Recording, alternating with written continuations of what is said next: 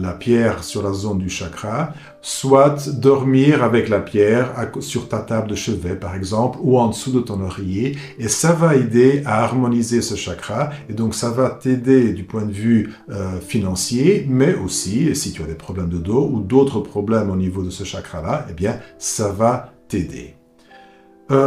Une autre chose que tu peux faire, c'est si tu as un contact avec des guides de lumière, ou si tu as un contact régulier, par exemple avec un ange ou avec des anges, tu peux leur demander de t'aider. Tu peux leur dire aidez-moi à assainir cette relation avec l'argent, aidez-moi à assainir mon chakra racine, et aidez-moi à ce que l'argent puisse entrer et sortir d'une façon plus saine dans ma vie.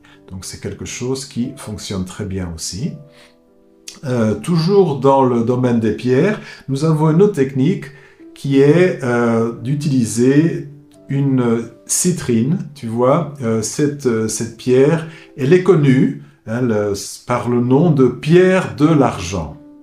Donc il y a des gens qui achètent des citrines pour les placer dans leur poche et qui se promènent toute la journée avec une citrine en poche, ou alors en pendentif par exemple, pour attirer mieux l'argent. Donc c'est une autre technique énergétique que tu peux aussi essayer. Et puis, une autre technique que tu peux faire avec le Reiki, c'est une technique symbolique.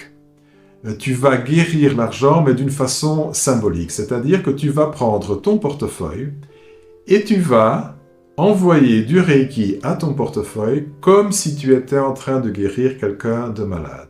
Et tu vois, d'une façon symbolique, tu vas guérir les problèmes d'argent dans ta vie en faisant ça.